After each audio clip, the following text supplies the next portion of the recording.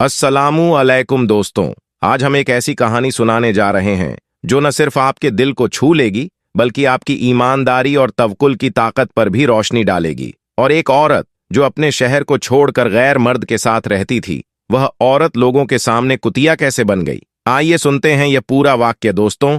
किसी जगह पर एक गरीब आदमी रहता था जिसके पास माहिर रमजान में भी खाने पीने के लिए कुछ भी नहीं था। उसके बच्चे भी भूख से बिलख रहे थे। वह अपने बच्चों के हालात को देखकर रोने लगा और दुखी दिल के साथ घर से बाहर निकल गया। उसके घर से बाहर निकलते ही तेज बारिश शुरू हो गई। रास्ते में एक बड़ा सा पत्थर पड़ा हुआ था। खाली पेट, रोजा, फिर भूख की कमजोरी, उसे वह पत्थर नजर नहीं आया और वह उससे टकराकर नीचे गिर गया। इतने में एक हाथ आया जिसने उसे उठा लिया। बारिश एकदम से रुक गई और सारे बादल भी छट गए। रोशनी सी आ गई। सामने एक शख्सियत खड़ी थी जिनका चेहरा नजर नहीं आ रहा था। उन्होंने कहा, बेटा देखकर चला करो। अल्लाह वाले की बात को सुनकर वह गरीब आदमी रोने लगा। उसने कहा, क्या देखकर चलूं हजरत? जिस घर में उसकी बीवी और बच्चे भूख से तड़प रहे थे और शहरी में भी खाने के लिए कुछ नहीं था, इफ्तार की कोई उम्मीद नहीं थी। आखिरकार वह इंसान कितनी मायूसी महसूस कर सकता था। अल्लाह वाले ने कहा कि मायूस नहीं होना चाहिए,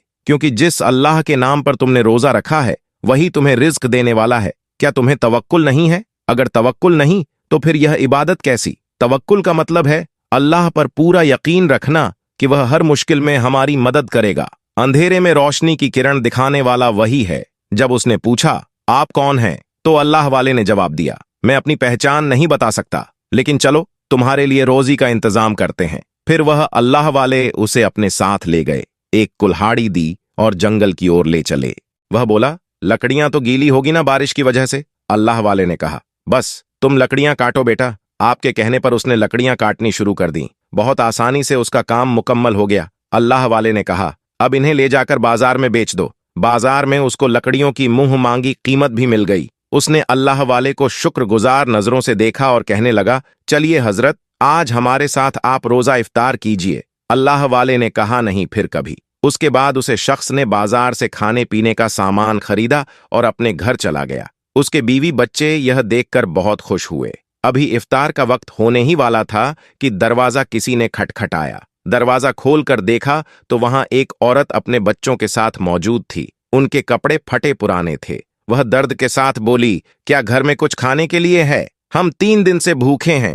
वह आदमी अपने घर के अंदर गया और बीवी से कहने लगा, क्या बाहर खड़े फकीरों को देने के लिए घर में खाना है? बीवी ने कहा, है तो सही, लेकिन यह हमारे लिए ही काफी नहीं है। बच्चे इतने दिनों से भूखे हैं, आप इनको दे देंगे तो भला हम क्या खाएंगे? वह वापस आया और मना करने ही वाला था कि वह बच्चा बेहोश होकर जमीन पर गिर पड़ा। उसकी मां घबरा गई। उस आदमी ने जल्दी से उसके मुंह पर पानी के छींटे मारे। वह बच्चा उठकर बैठ गया। अब उसने अपनी बीवी से पूछे बगैर खाना उठाया और उस बच्चे को खिलाना शुरू कर दिया। दोनों मां बेटे उसका तहे दिल से शुक्रिया अदा करते हैं। जब इफ्तार का वक्त हुआ तो तमाम घर वालों ने तो सिर्फ पानी पीकर अपने रोजे को इफ्तार कर लिया। बीवी इस बात पर अपने शौहर से बहुत नाराज हुई। उसने अपने बच्चों को साथ लिया और कहने लगी, मैं अपने माँ बाप के घर जा रही हूँ। अब मैं तुम जैसे कंगाल आदमी के साथ गुजारा नहीं कर सकती। उस आदमी ने अपनी बीवी को समझाने बुझाने की बहुत कोशिश की। अल्लाह की जात पर भरोसा रखो, उसने यह कहा, लेकिन बीवी उसकी बात को बिना माने वहां से चली गई। सारी रात वह अपनी बीवी और बच्चों की जुदाई में रोता रहा। सहारे का वक्त उसने पानी पिया, खजूर खा ली और सहरी कर लिया। फिर जंगल की तरफ निकल गया। वह लकड़ियां काट ही रहा था कि वहीं अल्लाह वाले उसे करीब से मुस्कुराते हुए नजर आए। उन्हें देखकर जारो कतार रोने लगा। रोते रोते उसके हिचकियां बंध गईं। आपने उसकी तसल्ली दी और फिर कहा, कुछ नहीं होता बेटा, ये तो बस आजमाइश है, इम्तिहान का हिस्सा है। अल्लाह के जात पर यकीन रखो, वह तुम्हें बेशुमार अता करने वाला है। इसके बाद लकड़ियां लेकर बाजार पहुंचा तो उसे पहले दिन से भी ज्यादा पैसे मिल गए। उसने कहा, अल्लाह वाले चलिए, आप मेरे साथ आज रोजा इफ्तार करें। उन्होंने कहा, नहीं, आज नहीं, फिर कभी। अल्लाह वाले की बस्ती आ चुकी थी। आपने कहा, तुम अपने घर जाओ, लेकिन जब मैं कहूंगा तू मेरे पास जरूर आ जाना। बाजार से उसने खाना खरीदा तो वह घर जाने लगा तो कल वाला वही बच्चा और उसकी मां उसके घर के दरवाजे पर बैठे थे। उन्हें देखकर वह समझ गया कि यह यहाँ क्यों बैठे हुए हैं। उसने वह खाना उन्हें दे दिया। बच्चा और उसकी मां हाथ उठाकर उसे ढेरों दुआएं देने लगे और खाना लेकर वहां से चले गए। उसके पास उस खाने के सिवा और कुछ नहीं था। जब इफ्तार का वक्त हुआ तो उसने खजूर और पानी के साथ अपना रोजा इफ्तार कर लिया। रोजा इफ्तार करने के बाद जब वह नमाज अदा कर रहा था तो किसी शख्स ने आकर उसे पैगाम दिया कि तुम्हें फलान बुजुर्ग ने याद किया है। वह बिना देरी किए उस आदमी के साथ अल्लाह वाले के पास पहुंच गया। अल्लाह वाले उसे वक्त कुरान शरीफ के तिलावत कर रहे थे। वह पास बैठकर कुरान शरीफ सुनने लगा। अल्लाह वाले उसकी तरफ देखकर मुस्कुराए और फरमाते हैं, जो मुसीबत तुम पर आई है, तुम्हारे घर वाले तुम्हें छोड़कर चले गए हैं। यह सब तुम्हारी आजमाइश है, एक इम्तिहान है। इस पर सब्र करना, अल्लाह के बारगाह में दुआ करना। अल्लाह सब्र वालों के साथ है। कुछ देर के बाद एक आदमी एक बड़ा सा बर्तन उठाकर लाया और कहने लगा, हजरत, यह आपके मेहमान के लिए पड़ोसी ने भिजवाया है। अल्लाह वाले ने वह खाना रख लिया और उसे कहा, तुम इतने दिनों से भूखे हो, अल्लाह ताला ने तुम्हारे खाने का इंतजाम कर दिया है। वह खाने से फारिग हुआ, नमाज और तरावी अदा की। उसके बाद अपने घर की तरफ चला। जब अपने घर के पास आया तो उसने देखा घर के बाहर एक थैला रखा हुआ था। वह देखने लगा कि शायद यहां कोई भूल कर चला गया होगा, लेकिन करीब जाकर देखा तो उस पर उसका नाम लिखा हुआ था और लिखा था कि यह तुम्हारे लिए एक तोहफा है। जब उसने उसे खोल कर देखा तो अंदर बहुत सारा खान मौजूद था जो उसे पसंद था। अब उसके दिन धीरे धीरे बदलने लगे। उसके घर के दरवाजों पर कोई ना कोई चीज हमेशा रखी रहती, जिससे उसकी सहरी और इफ्तार का इंतजाम हो जाता। वह चाहता था कि उसके बीवी और बच्चे भी वापस घर आ जाए, लेकिन उसकी बीवी किसी तौर पर आने को राजी नहीं थी। उसके मोहल्ले में एक अमीर आदमी रहता था। उसने उससे कहा, तुम अगर अपने शहर को छोड़ दोगी तो मैं तुमसे निकाह करके तुम्हें दुनिया भर की खुशियां दे दूंगा। वह औरत बहुत खूबसूरत थी। वह आदमी गंदी सोच वाला था। वह औरत उसकी चिकनी चुपड़ी बातों में जाकर उसके आलीशान महल में उसके साथ रहने के लिए चली गई। जब कभी बच्चे अपने बाप को याद करते तो वह उनको डांट दिया करती थी। जब उसके बच्चे उसे हद से ज्यादा तंग करने लगे तो अपने शौहर के पास आई और कहने लगी, तुम मुझे तलाक दे दो। शौहर कहने लगा, तलाक देने की कोई वजह तो होनी चाहिए। औरत ने कहा, तुम मुझे खिला पिला भी नहीं सकते, इससे बड़ी भी कोई वजह हो सकती है। शहर ने कहा, तुम मेरी बात समझती क्यों नहीं हो? मैं तुम्हारी हर ख्वाहिश को पूरा करूंगा। उसकी लाख कोशिशें के बावजूद भी उसके पास रहने को तैयार न हुई। एक दिन वह अल्लाह वाले के पास गया, रोते हुए कहने लगा, अल्लाह वाले, मेरी बीवी मेरे पास आने को तैयार नहीं है, बहुत जिद्दी हो गई है। मेरे बच्चे बिना आपके अपनी जिंदगी गुजार रहे हैं। अल्लाह वाले सब कुछ जानते थे कि आखिर वह पलटकर अपने शहर के पास क्यों नहीं आ रही है।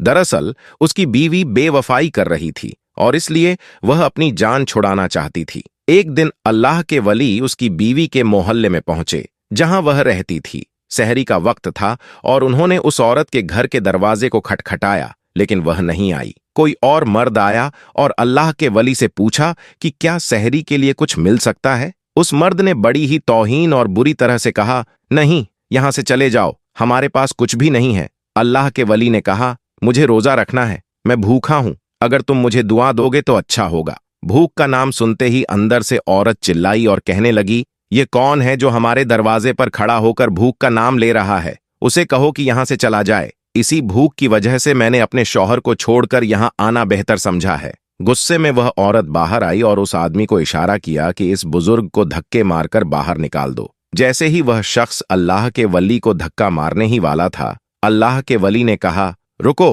पहले मुझे यह बताओ कि यह शख्स तुम्हारा क्या लगता है? क्या यह तुम्हारा शौहर है? उस आदमी ने कहा, मैं तुम्हें क्यों बताऊं कि मैं इसका क्या लगता हूं? अल्लाह के वली ने फरमाया, तुम गैर महरम के साथ रह रही हो और अपने शौहर को छोड़ दिया है। ऐसे हालात में रोजा और नमाज का क्या महत्व? तुम्हें शर्म नहीं आती? यह सुनते ही उस आदमी का पारा चढ़ गया। वह फौरन घर से बाहर आया, मोहल्ले वालों को जमा करके कहता है, देखो, यह फकीर हमें मलामत कर रहा है। मोहल्ले वाले खामोश तमाशा देख रहे थे। अल्लाह वाले ने कहा, माह रमजान जैसे पाक महीने में ऐसी रातों में तुम अपने शौहर को छोड़कर इस गैर मर्द के साथ इसके घर में रहती हो। वह आदमी गुस्से में कहने लगा, तुम हमारे बीच में बोलने वाले कौन होते हो? मैं इसका शौहर नहीं हूं। अल्लाह वाले जलाल में थे। औरत का शौहर भी वहां आ गया, क्योंकि वह अल्लाह वाले से मुलाकात करने गया था। पता चला कि वह उसकी बीवी के मोहल्ले में गए हुए हैं। उसने वहां पर भीड़ देखी। अल्लाह वाले के पास आकर कहने लगा, हजरत क्या हुआ? बुजुर्ग बोले, यह औरत जो कि तुम्हारी बीवी है, अब तक तुम्हारे निकाह में है, इसके बावजूद यह गैर महराम के साथ उसके घर पर रहती है। मैंने इससे यही पूछा तो यह मेरे साथ जुबान तराशी कर रही है। शौहर ने कहा, तू मेरे साथ जो चाहे सलूक करो,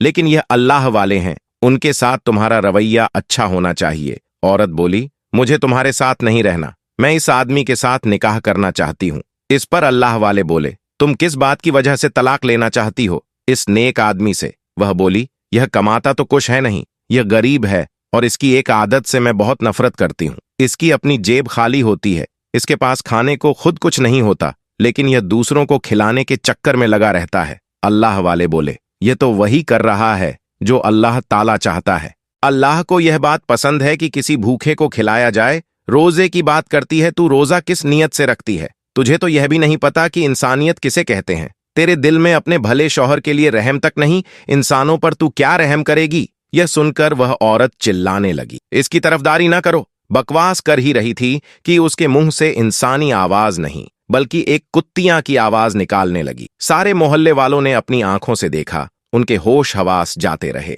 अपने कानों से उन्होंने सुना, वह कुत्तियां की आवाज निकालते हुए औरत से कुत्तियां में तब्दील हो गई। उसका वह आशिक यह देखकर घबरा गया, आखिर यह क्या हो रहा है? देखते ही देखते आखिर यह औरत जानवर कैसे बन गई? वह डरकर पीछे हटा, उसके पैर पर ठोकर लगी। बड़ा सा पत्थर रखा हुआ था, उससे उसका सर टकराया और वह वहीं पर मर गया। शौहर की डर के मारे चीख निकल गई। अल्लाह वाले ने कहा, यह सब कुछ मैंने नहीं किया, बल्कि उसने खुद भुगता है। जो उसकी जुबान से निकला अपने नेक दिल शौहर का दिल तोड़ा है, सदके और खैरात को बुरा भला बोला है। रमजान के महीने में जहां एक नेकी का असर कई गुना ज्यादा है, तो गुनाह की पकड़ भी बहुत ज्यादा है। इसको हमने बद्दुआ तो नहीं दी, लेकिन यह इसके अपने अमल का नतीजा है। बेशक इंसान जो भी पाता है वह उसके अपने अमल का नतीजा होता है। तुम उदास ना हो, तुमको तुम्हारे अच्छे अमल का अल्लाह जरूर सलाह फरमाएगा। शौहर कहने लगा, कुछ भी हो, यह मेरी बीवी है, इसकी हालत देखी नहीं जाती। अल्लाह वाले ने कहा, कुछ बातें बर्दाश्त करनी पड़ती हैं।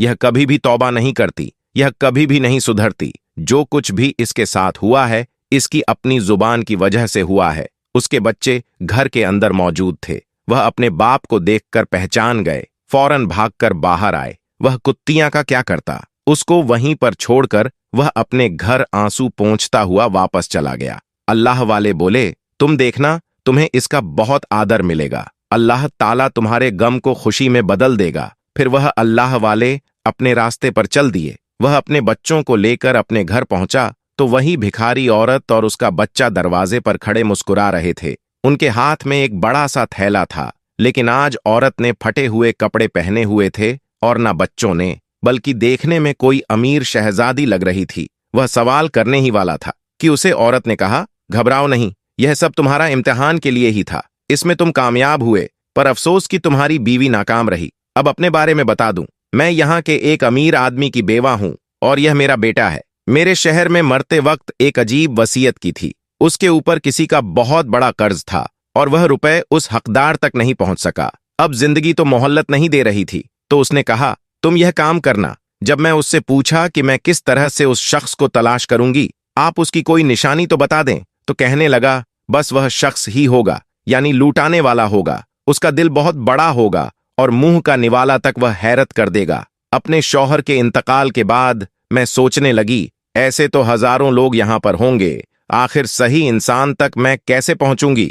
फिर मेरी मुलाकात एक अल्लाह वाले से हो गई। उन्होंने मुझे सारी कहानी सुनाई कि किस तरह से तुम्हें कुल्हाड़ी दी गई, किस तरह तुमने रोजी कमाई। ये सब मुझे पता चल चुका था, इसलिए तुम्हारे दरवाजे पर तुम्हारे उस सच्चे रूप को देखने के लिए मैं यहां पहुंची थी। मेरा बच्चा बेहोश होकर जब जमीन पर गिरा, तुमने अपने घर में रखे हुए थोड़े से खाने को भी लाकर उसे दे दिया। मैं समझ गई, मेरे शहर में यही निशानी मुझे बताई थी। अल्लाह वाले ने मेरी रहनुमाई की और मैं आखिरकार तुम तक पहुंच गई। एक बार नहीं किया, बल्कि मैंने यह 2 बार किया। फिर उसके बाद तुम्हारे घर पर जो थैला रखा हुआ था, मैं ही वह तुम्हारे पास पहुंचाती थी। लेकिन अब जो चीज है मैं तुम्हें देना चाहती हूं, वह तुम्हारी अमानत है जो मेरे पास है। उसके बाद उसने उस आदमी को एक थैला दिया। उसने जैसे ही थैली को खोला, देखकर हैरान रह गया। उसमें सोना ही सोना भरा हुआ था। उसने अल्लाह वाले की तरफ देखा। अल्लाह वाले ने कहा, बेटा, यह सिला उस दिन से शुरू हुआ जिस दिन तुम्हें हमने कुल्हाड़ी दी थी। तुमने लकड़ियां काटी। अगर तुम्हारी बीवी तुम्हारा साथ देती तो आज भी वह तुम्हारे साथ खुशहाल जिंदगी गुजारती। इसलिए कहा गया है, एक नेक बीवी मता हयात होती है, यानी आपकी जिंदगी का सबसे बेहतरीन साथी होती है, जो आपके दुख दर्द में आपके काम आती है। पर उसने तुम्हारा साथ नहीं दिया। अगर तुम इस बात पर राजी हो तो क्या इस औरत के साथ मैं तुम्हारा निकाह करा दूं? वह क्या कह सकता था? उसकी बीवी तो अब जानवर बन चुकी थी, लेकिन अपने बच्चों के लिए उसे एक अच्छी मां की जरूरत थी। उसने अल्लाह वाले की हां में हां मिलाई। अल्लाह वाले ने उन दोनों का निकाह कर दिया। फिर वह लोग एक आलीशान महल में रहने लगे। सुभान अल्लाह, अस्सलाम वालेकुम रहमतुल्लाह बरकाती।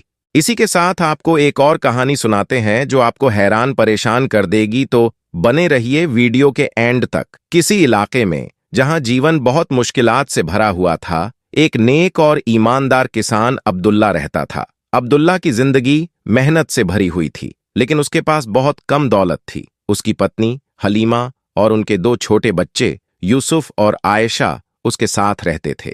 अब्दुल्ला अपने खेतों में दिन रात काम करता था, लेकिन फसलें बहुत अच्छी नहीं होती थीं। फिर भी उसने कभी भी अल्लाह की कुदरत पर सवाल नहीं उठाया और अपने मेहनत और ईमानदारी से अपनी जिंदगी जीने की कोशिश करता रहा। एक साल बारिश नहीं होने के कारण फसलें सूखने लगीं और पानी की किल्लत हो गई। अब्दुल्ला का खेत भी बुरी तरह तहस नहस हो गया। फसलें बर्बाद हो गईं और उसका जीवन मुश्किल में पड़ गया। उसके पास अपने परिवार के लिए खाना भी नहीं था। हलीमा और बच्चे भूखे रहने लगे और अब्दुल्ला के दिल में चिंता भर गई। अब्दुल्ला ने बहुत कोशिश की, लेकिन स्थिति में कोई सुधार नहीं हुआ। उसकी आंखों से निराशा और चिंता की झलक साफ देखी जा सकती थी। उसने सोचा कि अल्लाह उसकी मदद नहीं करेगा, लेकिन उसने कभी भी अपनी मेहनत और सब्र को नहीं छोड़ा। एक दिन अब्दुल्ला ने सोचा कि उसे गांव के मौलवी से मदद लेनी चाहिए। मौलवी का घर गांव में ही था और वहां अक्सर लोग सलाह लेने आते थे। अब्दुल्ला ने मौलवी के पास जाकर अपने मसलों को बताया।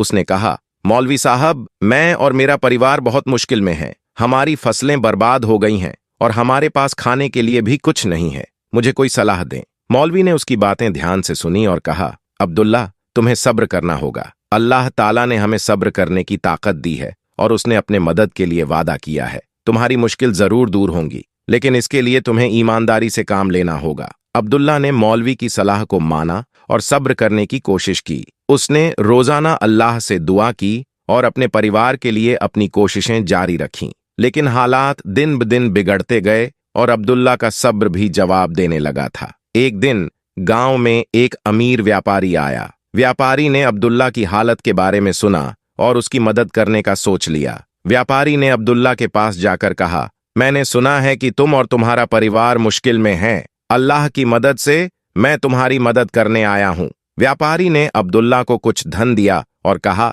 यह तुम्हारी मुश्किल दूर करने के लिए है। इसका इस्तेमाल तुम अपने परिवार की जरूरतों को पूरा करने और फसल की बुवाई करने में कर सकते हो। अब्दुल्ला ने व्यापारी को शुक्रिया कहा और उसके द्वारा दिए गए धन का सही उपयोग करने का वादा किया। उसने पैसे का उपयोग अपने खेत को तैयार करने, बीज खरीदने और सामान जुटाने के लिए किया। अब्दुल्ला ने अपने खेत में काम शुरू किया और अल्लाह की रहम से बारिश होने लगी। अल्लाह की रहम से बारिश ने फसलों को हरा भरा कर दिया। अब्दुल्ला की मेहनत का फल मीठा हुआ। उसके खेत में अच्छी फसल हुई और उसके परिवार को खाने के लिए भोजन मिला। अब्दुल्ला की हालत में सुधार हुआ और उसने अपने बच्चों को अच्छी शिक्षा देने की कोशिश की। गांव के लोग अब्दुल्ला की सफलता से खुश थे और उसकी मेहनत और सब्र की तारीफ करने लगे। अब्दुल्ला ने हमेशा मौलवी की सलाह को याद रखा और अल्लाह पर विश्वास बनाए रखा। अब्दुल्ला ने देखा कि उसकी मुश्किलें खत्म हो गईं और अल्लाह की मदद से उसकी जिंदगी बदल गई। उसने दूसरों को भी सिखाया कि अल्लाह की मदद उन लोगों के लिए होती है जो सब्र रखते हैं। गांव में अब्दुल्ला की कहानी सुनकर लोगों ने समझा कि मुश्किल समय में सब्र करना कितना जरूरी है। सब्र और अल्लाह की मदद की शक्ति को मानते हुए उन्होंने भी अपनी मुश्किल का सामना करना शुरू किया और उनके जीवन में भी सुधार आया। दोस्तों, आज की वीडियो में बस इतना ही। दोस्तों, कमेंट में हमें जरूर बताइएगा कि आपने इस कहानी से क्या सबक हासिल किया। उम्मीद करते हैं वीडियो पसंद आई होगी। इसे लाइक करते हुए दोस्तों के साथ शेयर करना मत भूलिएगा। जाते जाते फिर कंफर्म कर लीजिएगा कि आपने हमारा चैनल सब्सक्राइब कर रखा है। अगर नहीं किया तो फौरन सब्सक्राइब करते हुए बेल आइकन को क्लिक कर दीजिएगा। अल्लाह हाफिज।